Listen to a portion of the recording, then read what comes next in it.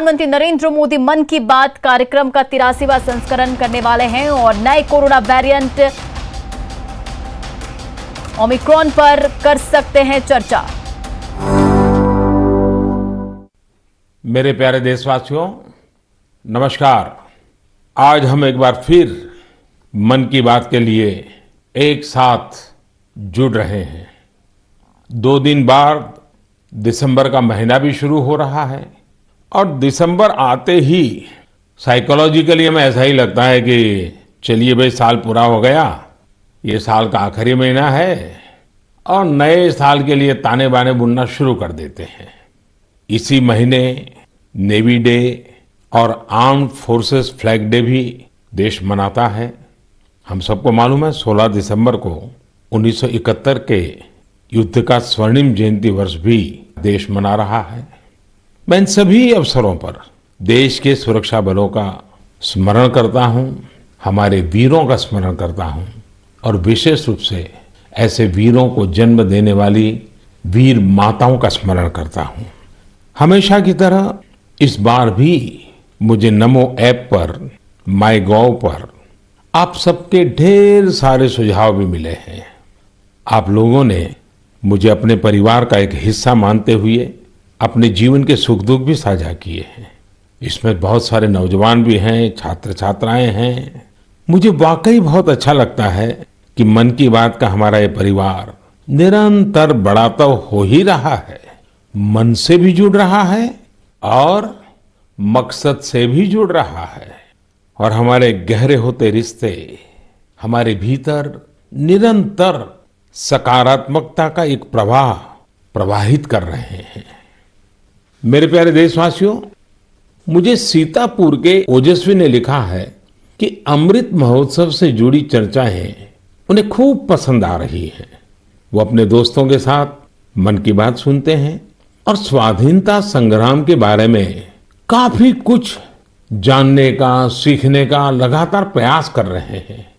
साथियों, अमृत महोत्सव सीखने के साथ ही हमें देश के लिए कुछ करने की भी प्रेरणा देता है और अब तो देश भर में आम लोग हों या सरकारें, पंचायत से लेकर के पार्लियामेंट तक अमृत महोत्सव की गूंज है और लगातार इस महोत्सव से जुड़े कार्यक्रमों का सिलसिला चल रहा है। ऐसा ही एक रोचक प्रोग्राम पिछले दिनों दिल्ली में हुआ। आजादी की कहानी, बच्चों की जुबानी। कार्यक्रम में बच्चों ने स्वाधीनता संग्राम से जुड़ी गाथाओं को पूरे मनोभाव से प्रस्तुत किया। खास बात यह भी रही कि इसमें भारत के साथ ही नेपाल, मॉरिशस, तंजानिया, न्यूजीलैंड और फिजी के स्टूडेंट्स भी शामिल हुए। हमारे देश का महारत्न ओएनजीसी भी कुछ अलग तरीके से अमृत महोत्सव मना रहा है। ओएनजीसी इन दिनों ऑयल फील्ड्स में अपने स्टूडेंट्स के लिए स्टडी टूर का आयोजन कर रहा है। इन टूर्स में युवाओं को ओएनजीसी के ऑयल फील्ड ऑपरेशंस की जानकारी दी जा रही है। उद्देश्य ये कि हमारे उभरते इंजीनियर राष्ट्र निर्माण के प्रयासों में पूरे जोश और जुनून के साथ हाथ बटा सके। साथियों, आजादी में अपने जनजातीय समुदाय के योगदान को देखते हुए देश ने जनजातीय गौरव सप्ताह भी मनाया है। देश के अलग अलग हिस्सों में इससे जुड़े कार्यक्रम भी हुए। अंडमान निकोबार द्वीप समूह में जारवा और ओंगे ऐसे जनजातीय समुदाय के लोगों ने अपनी संस्कृति का जीवंत प्रदर्शन किया। एक कमाल का काम हिमाचल प्रदेश में ऊना के मिनिएचर राइटर रामकुमार जोशी जी ने भी किया है। उन्होंने पोस्टेज स्टैम्प पर ही, यानी इतने छोटे से पोस्टेज स्टैम्प पर नेताजी सुभाष चंद्र बोस और पूर्व प्रधानमंत्री लाल बहादुर शास्त्री जी के अनोखे स्केच बनाए हैं। हिंदी में लिखे राम शब्द पर उन्होंने स्केच तैयार किए, जिसमें संक्षेप में दोनों महापुरुषों की जीवनी को भी उकेरा गया है। मध्य प्रदेश के कटनी से भी कुछ साथियों ने एक यादगार दास्तान गोई कार्यक्रम की जानकारी दी है। इसमें रानी दुर्गावती के अदम्य साहस और बलिदान की यादें ताजा की गई है। ऐसा ही एक कार्यक्रम काशी में हुआ। गोस्वामी तुलसीदास, संत कबीर, संत रैदास, भारतेंदु हरिश्चंद्र, मुंशी प्रेमचंद और जयशंकर प्रसाद जैसे महान विभूतियों के सम्मान में 3 दिनों के महोत्सव का आयोजन किया गया। अलग अलग कालखंड में इन सभी की देश की जन जागृति में बहुत बड़ी भूमिका रही है। आपको ध्यान होगा, मन की बात के पिछले एपिसोड्स के दौरान मैंने 3 प्रतियोगिताओं का उल्लेख किया था, कंपटीशन की बात कही थी। एक, देशभक्ति के गीत लिखना, देशभक्ति से जुड़ी, आजादी के आंदोलन से जुड़ी घटनाओं की रंगोली बनाना और हमारे बच्चों के मन में भव्य भारत के सपने जगाने वाली लोरी लिखी जाए। मुझे आशा है कि इन प्रतियोगिताओं के लिए भी आप जरूर एंट्री भी भेज चुके होंगे, योजना भी बना चुके होंगे और अपने साथियों से चर्चा भी कर चुके होंगे। मुझे आशा है बढ़ चढ़ करके हिंदुस्तान के हर कोने में इस कार्यक्रम को आप जरूर आगे बढ़ाएंगे। मेरे प्यारे देशवासियों, इस चर्चा से अब मैं आपको सीधे वृंदावन लेकर चलता हूं। वृंदावन के बारे में कहा जाता है कि ये भगवान के प्रेम का प्रत्यक्ष स्वरूप है। हमारे संतों ने भी कहा है, यह आशा धरी चित्त में, यह आशा धरी चित्त में, कहत जथा मति मोर, वृंदावन सुख रंग कौ, वृंदावन सुख रंग कौ, काहू न पायो और। यानी वृंदावन की महिमा हम सब अपने अपने सामर्थ्य के हिसाब से कहते जरूर हैं, लेकिन वृंदावन का जो सुख है, यहाँ का जो रस है, उसका अंत कोई नहीं पा सकता। वो तो असीम है। तभी तो वृंदावन दुनिया भर के लोगों को अपनी तरफ आकर्षित करता रहा है। इसकी छाप आपको दुनिया के कोने कोने में मिल जाएगी। पश्चिमी ऑस्ट्रेलिया में एक शहर है पर्थ।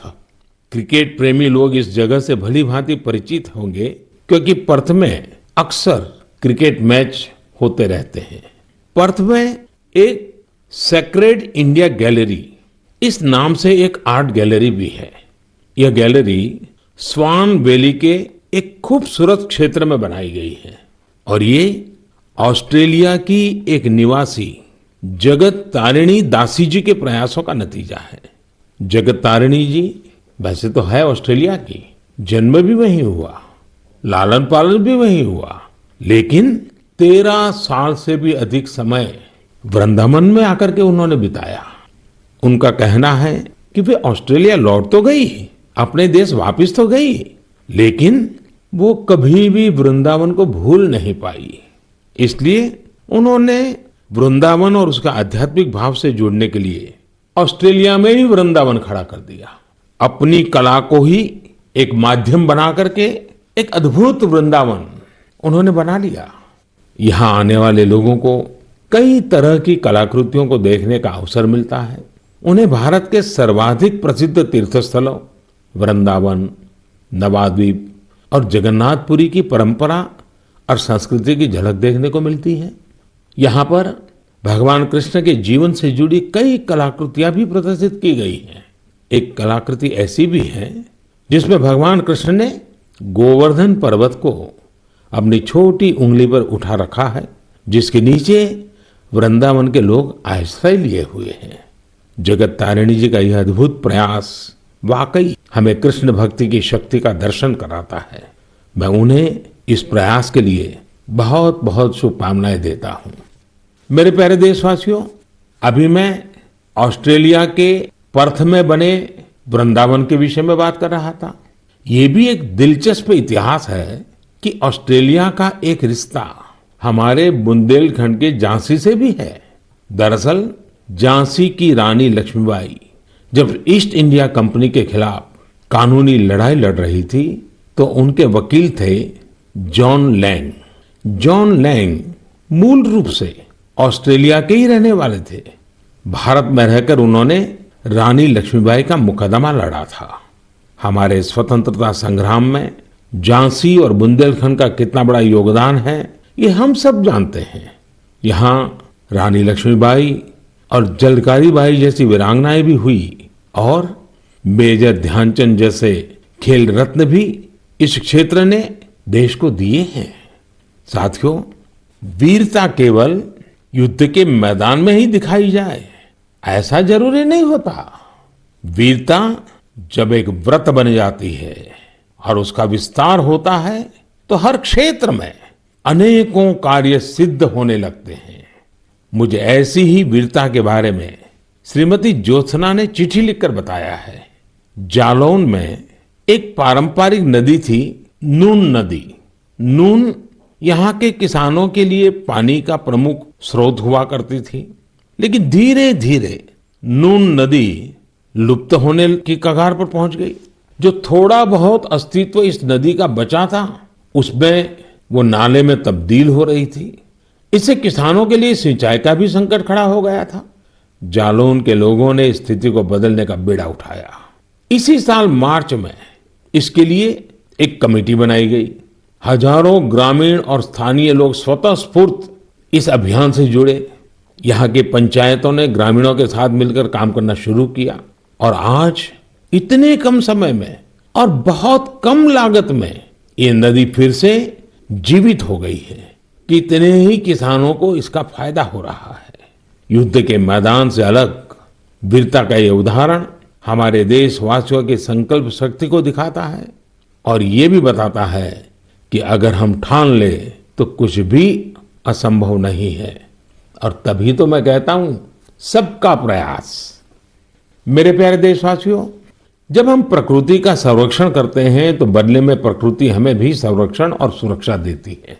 इस बात को हम अपने निजी जीवन में भी अनुभव करते हैं और ऐसा ही एक उदाहरण तमिलनाडु के लोगों ने व्यापक स्तर पर प्रस्तुत किया है। ये उदाहरण है तमिलनाडु के तूतुकुड़ी जिले का। हम जानते हैं कि तटीय इलाकों में कई बार जमीन के डूबने का खतरा रहता है। तूतुकुड़ी में भी कई छोटे आइलैंड और टापू ऐसे थे जिनके समुद्र में डूबने का खतरा बढ़ रहा था।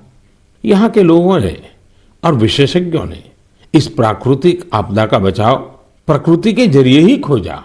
ये लोग अब इन टापुओं पर पाल्मेरा के पेड़ लगा रहे हैं। ये पेड़ साइक्लोन और तूफानों में भी खड़े रहते हैं और जमीन को सुरक्षा देते हैं। इनसे अब इस इलाके को बचाने का एक नया भरोसा जगा है। साथियों, प्रकृति से हमारे लिए खतरा तभी पैदा होता है जब हम उसके संतुलन को बिगाड़ते हैं या उसकी पवित्रता नष्ट करते हैं। प्रकृति माँ की तरह हमारा पालन भी करती है और हमारी दुनिया में नए नए रंग भी भरती है। अभी मैं सोशल मीडिया पर देख रहा था, मेघालय में एक फ्लाइंग बोट की तस्वीर खूब वायरल हो रही है। पहली ही नजर ये तस्वीर हमें आकर्षित करती है। आप में से भी ज्यादातर लोगों ने इसे ऑनलाइन जरूर देखा होगा। हवा में तैरती इस नाव को जब हम करीब से देखते हैं तब हमें पता चलता है कि ये तो नदी के पानी में चल रही है। नदी का पानी इतना साफ है कि हमें उसकी तलहटी दिखती है और नाव हवा में तैरती सी लगने लग जाती है। हमारे देश में अनेक राज्य हैं, अनेक क्षेत्र हैं जहां के लोगों ने अपनी प्राकृतिक विरासत के रंगों को संजोकर रखा है। इन लोगों ने प्रकृति के साथ मिलकर रहने की जीवन शैली आज भी जीवित रखी है। ये हम सब के लिए भी प्रेरणा है। हमारे आसपास जो भी प्राकृतिक संसाधन है, हम उन्हें बचाएं, उन्हें फिर से उनका असली रूप लौटाएं। इसी में हम सबका हित है, जग का हित है। मेरे प्यारे देशवासियों, सरकार जब योजनाएं बनाती है, बजट खर्च करती है, समय पर परियोजनाओं को पूरा करती है, तो लोगों को लगता है कि वो काम कर रही है। लेकिन सरकार के अनेक कार्यों में, विकास के अनेक योजनाओं के बीच मानवीय संवेदनाओं से जुड़ी बातें हमेशा एक अलग सुख देती है। सरकार के प्रयासों से, सरकार की योजनाओं से कैसे कोई जीवन बदला, उस बदले हुए जीवन का अनुभव क्या है, जब ये सुनते हैं तो हम भी संवेदनाओं से भर जाते हैं। यह मन को संतोष भी देता है और उस योजना को लोगों तक पहुंचाने की प्रेरणा भी देता है। एक प्रकार से ये स्वांतः सुखाई तो है। और इसलिए आज मन की बात में हमारे साथ तो ऐसे साथी भी जुड़ रहे हैं जो अपने हौसलों से एक नया जीवन जीत कर आए हैं। इन्होंने आयुष्मान भारत योजना की मदद से अपना इलाज कराया और एक नई जिंदगी की शुरुआत की है। हमारे पहले साथी हैं राजेश कुमार प्रजापति, जिन्हें हृदय रोग की बीमारी, हार्ट की समस्या थी। तो आइए राजेश जी से बात करते हैं। राजेश जी नमस्ते। नमस्ते सर, नमस्ते। आपकी राजेश जी बीमारी क्या थी? फिर किसी डॉक्टर के पास गए होंगे, मुझे जरा समझाइए। स्थानीय डॉक्टर ने कहा होगा, फिर किसी और डॉक्टर के पास गए होंगे, फिर आप निर्णय नहीं करते होंगे या करते होंगे, क्या क्या होता था? जी, मुझे हार्ट में प्रॉब्लम सर आ गई थी, मेरे सीने में जलन होती थी सर। फिर मैंने डॉक्टर को दिखाया। डॉक्टर ने पहले तो बताया हो सकता बेटा तुम्हारे एसिड होगी। तो मैंने काफी दिन एसिड की दवाई कराई, उससे जब मुझे फायदा नहीं हुआ फिर डॉक्टर कपूर को दिखाया। तो उन्होंने कहा बेटा तुम्हारे जो लक्षण है उससे एंजियोग्राफी से पता चलेगा। फिर उन्होंने रेफर किया मुझे श्री राममूर्ति में। उनसे मिले हम अमरीश अग्रवाल जी से, तो उन्होंने मेरी एंजियोग्राफी करी। फिर उन्होंने बताया कि बेटा ये तो तुम्हारी नस ब्लॉकेज है। तो हमने कहा सर ये किसमें कितना खर्चा आएगा? उन्होंने कहा कार्ड है आयुष्मान वाला जो पीएम जी ने बनवा के दिया। तो हमने कहा सर है हमारे पास है, और सारा इलाज उसी कार्ड से हुआ है सर। और जो आपने ये बनाया है कार्ड, बहुत ही अच्छी तरीके से अब गरीब आदमियों के लिए बहुत सहूलियत है इससे, और आपका कैसे मैं धन्यवाद करूं। आप करते क्या है राजेश जी? सर मैं इस समय तो प्राइवेट नौकरी करता हूं सर। और आयु कितनी है आपकी? मेरी 49 साल है सर। इतनी छोटी आयु में आपको हार्ट का ट्रबल हो गया? हाँ जी सर, क्या बताएं। आपके परिवार में भी पिताजी को या किसी माताजी को या इस प्रकार का पहले रहा है कि? नहीं सर, किसी को नहीं था सर, ये पहला है हमारे साथ ही हुआ है। ये आयुष्मान कार्ड भारत सरकार या कार्ड देती है गरीबों के लिए, एक बहुत बड़ी योजना है, तो ये आपको पता कैसे चला? सर ये तो इतनी बड़ी योजना है, गरीब आदमी बहुत इससे बेनिफिट मिलता है, वो इतना खुश है सर। हमने तो हॉस्पिटल में देखा कि इस कार्ड से कितना लोगों को सहूलियत मिलती है। जब डॉक्टर से कहता कार्ड मेरे पास है सर, तो डॉक्टर कहता ठीक वो कार्ड लेके आइए, मैं उसी कार्ड से आपका इलाज कर दूंगा। अच्छा, कार्ड न होता तो आपको कितना खर्चा बोला था डॉक्टर ने? डॉक्टर साहब ने कहा तो बेटा इसमें बहुत सारा खर्चा आएगा बेटा, अगर कार्ड नहीं होगा। तो मैंने कहा सर कार्ड तो है मेरे पास। तो उन्होंने कहा तुरंत आप दिखाइए। तो हमने तुरंत दिखाया, उसी कार्ड से सारा इलाज मेरा किया गया। मेरे एक पैसा नहीं खर्च हुआ, सारी दवाइयाँ भी उसी कार्ड से निकाली गई हैं। तो राजेश जी आपको अभी संतोष है, तबीयत ठीक है? जी सर, आपका बहुत बहुत धन्यवाद सर। और आपकी उम्र भी इतनी लंबी होगी, हमेशा सत्ता में ही रहे। हमारे परिवार के लोग भी आपसे इतना खुश हैं, हम क्या कहें आपसे। राजेश जी आप मुझे सत्ता में रहने की शुभकामना मत दीजिए। मैं आज भी सत्ता में नहीं हूँ और भविष्य में भी सत्ता में जाना नहीं चाहता हूँ। मैं सिर्फ सेवा में रहना चाहता हूँ। मेरे लिए ये पद, ये प्रधानमंत्री, सारी चीजें ये सत्ता के लिए है ही नहीं भाई, सेवा के लिए है। सेवा ही तो चाहिए हम लोगों को, और क्या। देखिए गरीबों के लिए ये आयुष्मान भारत योजना ये अपने आप में जी सर बहुत बढ़िया चीज है। लेकिन देखिए राजेश जी आप हमारा एक काम कीजिए, करेंगे? जी बिल्कुल करेंगे सर। देखिए होता क्या है कि लोगों को इसका पता नहीं होता है। आप एक जिम्मेवारी निभाइए, ऐसे जितने गरीब परिवार हैं आपके आसपास, उनको अपनी ये कैसे आपको लाभ हुआ, कैसे मदद मिली, ये बताइए। बिल्कुल बताएंगे सर। और उनको कहिए कि वे भी ऐसा कार्ड बनवा ले, ताकि परिवार में पता नहीं कब क्या मुसीबत आ जाए। और आज गरीब दवाई के कारण परेशान रहे, ये तो ठीक नहीं है। अब पैसों के कारण वो दवाई न ले या बीमारी का उपाय न करे, तो ये भी बड़ी चिंता का विषय है। और गरीब को तो क्या होता है, जैसे आपको ये हार्ट का प्रॉब्लम हुआ तो कितने महीने तक आप काम ही नहीं कर पाए होंगे। अब तो 10 कदम नहीं चल पाते, जीना नहीं चल पाते थे सर। बस तो आप राजेश जी मेरे एक अच्छे साथी बनके जितने गरीबों को आप ये आयुष्मान भारत योजना के संबंध में समझा सकते हैं, वैसे बीमार लोगों की मदद कर सकते हैं। देखिए आपको भी संतोष होगा और मुझे बहुत खुशी होगी कि चलिए भाई एक राजेश जी की तबीयत तो ठीक हुई, लेकिन राजेश जी ने सैकड़ों लोगों की तबीयत ठीक करवा दी। ये आयुष्मान भारत योजना ये गरीबों के लिए है, मध्यम वर्ग के लिए है, सामान्य परिवारों के लिए है। तो घर घर इस बात को पहुंचाएंगे आप? बिल्कुल पहुंचाएंगे सर। हम तो वहीं 3 दिन रुके ना हॉस्पिटल में सर, तो बेचारे बहुत लोग आए, सारी सुविधाएं उनको बताई, कार्ड होगा तो फ्री में हो जाएगा। चलिए राजेश जी आप अपने आप को स्वस्थ रखिए, थोड़ी शरीर की चिंता करिए बच्चों की चिंता कीजिए और बहुत प्रगति कीजिए। मेरी बहुत शुभकामनाएं हैं आपको। साथियों, हमने राजेश जी की बातें सुनी। आइए अब हमारे साथ सुख देवी जी जुड़ रही हैं। घुटनों की समस्या ने उन्हें बहुत परेशान कर दिया था। आइए हम सुख देवी जी से पहले उनके दुख की बात सुनते हैं और फिर सुख कैसे आया वो समझते हैं। सुख देवी जी नमस्ते, आप कहाँ से बोल रही हैं? दाऊदपुरा से। कहाँ पड़ता है ये? मथुरा में। मथुरा में। फिर तो सुख देवी जी आपको नमस्ते भी कहना है और साथ साथ राधे राधे भी कहना होगा। हाँ, राधे राधे। अच्छा, हमें सुना कि आपको तकलीफ हुई थी, आपका कोई ऑपरेशन हुआ, जरा बताएंगे क्या बात है? हाँ, मेरा घुटना खराब हो गया था तो ऑपरेशन हुआ है मेरा प्रयाग हॉस्पिटल में। आपकी आयु कितनी है सुख देवी जी? उम्र 40 साल। 40 साल और सुखदेव नाम और सुखदेवी को बीमारी हो गई? बीमारी तो मुझे 15-16 साल से लग गई। अरे बाप रे, इतनी छोटी आयु में घुटने आपके खराब हो गए? वो गठियावाई बोलते हैं जो जोड़ों में दर्द से कहते हैं, घुटना खराब हो गई। तो 16 साल से 40 साल की उम्र तक आपने इसका इलाज ही नहीं करवाया? नहीं करवाया था।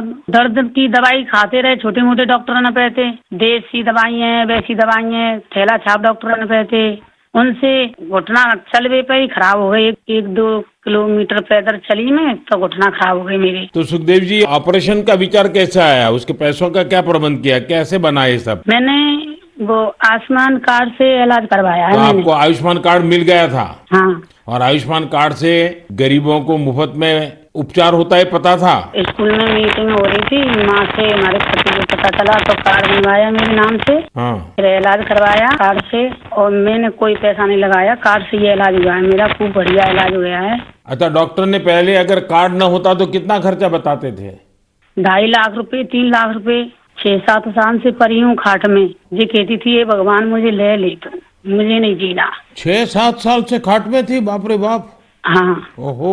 बिल्कुल उठा बैठा नहीं जाते, बच्चे बैठाते। तो अभी आपका घुटना पहले से अच्छा हुआ है? मैं खूब घूमती हूँ, फिरती हूँ, किचन का काम करती हूँ, घर का काम करती हूँ, बच्चों को खाना बना के देती हूँ। तो मतलब आयुष्मान भारत का कार्ड आपको सचमुच में आयुष्मान बना दिया। बहुत बहुत धन्यवाद। आपकी योजना की वजह से ठीक हो गई, अपने पैरों पे खड़ी हो गई। तब तो बच्चों को भी आनंद आता होगा।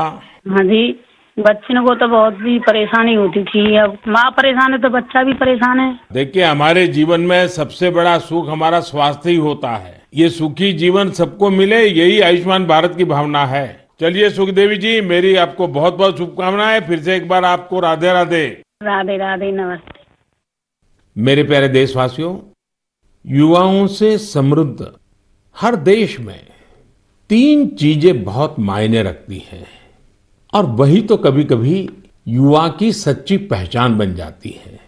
पहली चीज है आइडियाज और इनोवेशन, दूसरी है जोखिम लेने का जज्बा और तीसरी है कैन डू स्पिरिट, यानी किसी भी काम को पूरा करने की जिद, चाहे परिस्थितियां कितनी भी विपरीत क्यों ना हो। जब ये तीनों चीजें आपस में मिलती हैं तो अभूतपूर्व परिणाम मिलते हैं, चमत्कार हो जाते हैं। आजकल हम चारों तरफ सुनते हैं स्टार्टअप स्टार्टअप स्टार्टअप। सही बात है, ये स्टार्टअप का युग है और ये भी सही है कि स्टार्टअप की दुनिया में आज भारत विश्व में एक प्रकार से नेतृत्व कर रहा है। साल दर साल स्टार्टअप को रिकॉर्ड निवेश मिल रहा है। ये क्षेत्र बहुत तेज रफ्तार से आगे बढ़ रहा है। यहां तक कि देश के छोटे छोटे शहरों में भी स्टार्टअप की पहुंच बढ़ी है। आजकल यूनिकॉर्न शब्द खूब चर्चा में है। आप सबने इसके बारे में सुना होगा। यूनिकॉर्न एक ऐसा स्टार्टअप होता है जिसका वैल्यूएशन कम से कम $1 बिलियन होता है, यानी करीब करीब 7,000 करोड़ रुपए से ज्यादा। साथियों, साल 2015 तक देश में बमुश्किल 9 या 10 यूनिकॉर्न हुआ करते थे।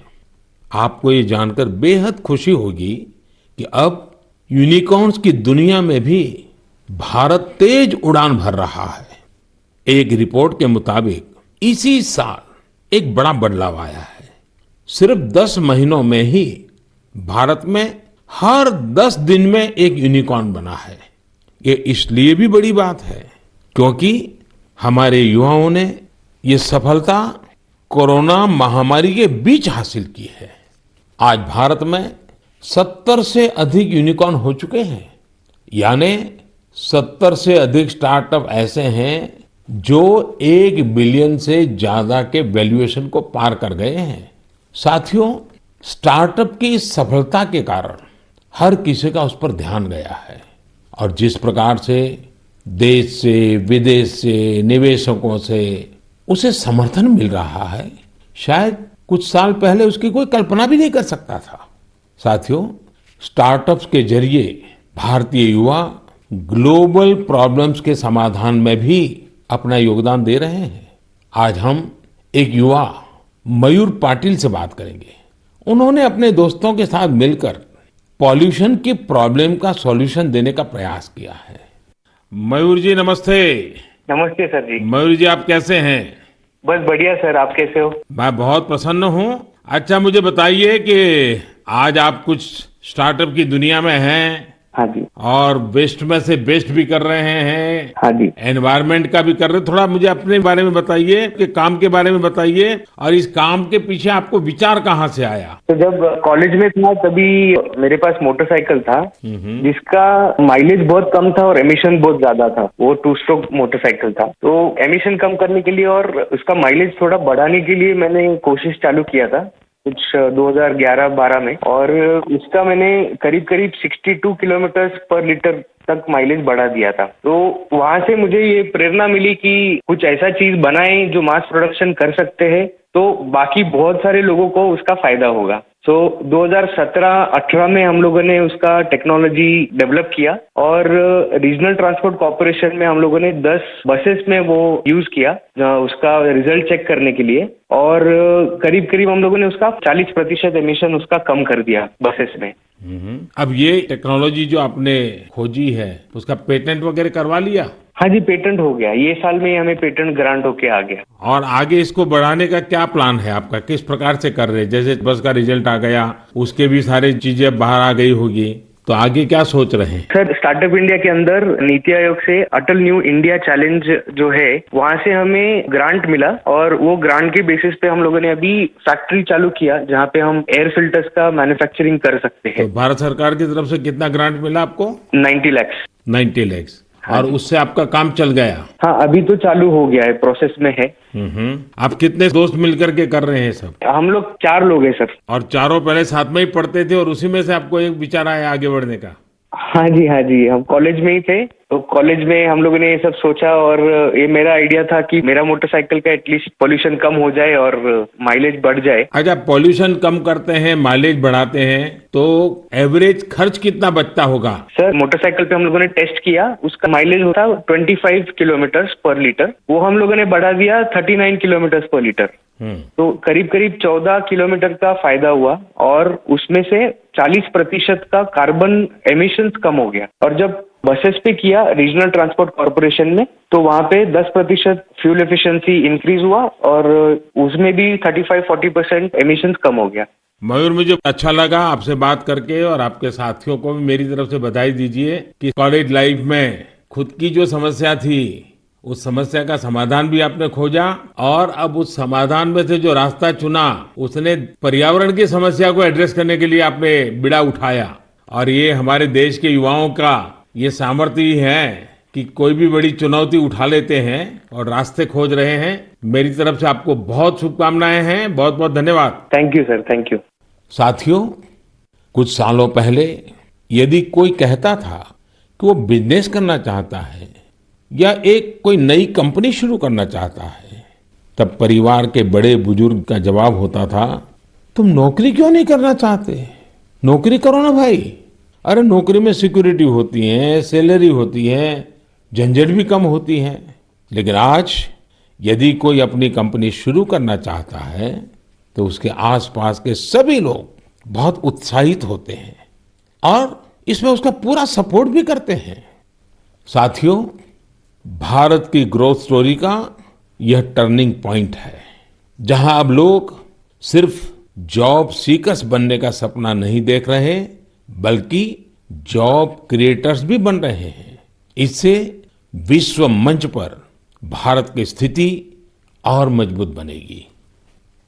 मेरे प्यारे देशवासियों, आज मन की बात में हमने अमृत महोत्सव की बात की। अमृत काल में कैसे हमारे देशवासी नए नए संकल्पों को पूरा कर रहे हैं, इसकी चर्चा की। और साथ ही दिसंबर महीने में सेना के शौर्य से जुड़े हुए अवसरों का भी जिक्र किया। दिसंबर महीने में ही एक और बड़ा दिन हमारे सामने आता है जिससे हम प्रेरणा लेते हैं।